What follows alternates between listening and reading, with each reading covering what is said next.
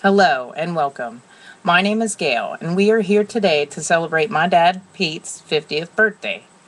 Peter George Birkin was born on November 28, 1961, in Levittown, Pennsylvania. Peter was born into a full blooded Russian household with four other siblings, all of whom can speak Russian fluently. Pete married my mother, Carol, in the fall of 1980, and they conceived my brother the following year and me the year after. Sadly, in 1985, my dad divorced my mom and moved back into the Philadelphia area.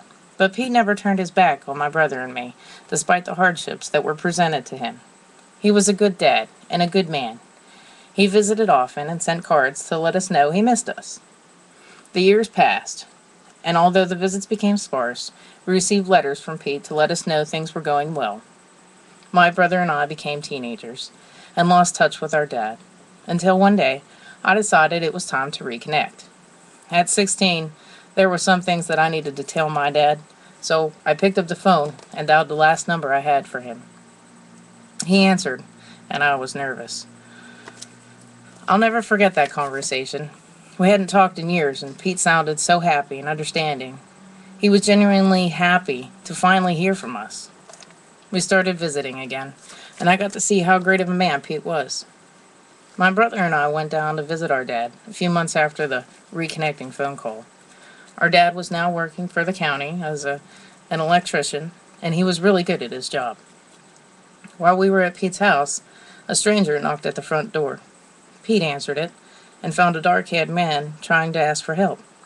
The man's words were all jumbled, and he had a hard accent to understand. A smile came over my dad's face. He started speaking Russian to the stranger, who suddenly brightened up and responded in Russian.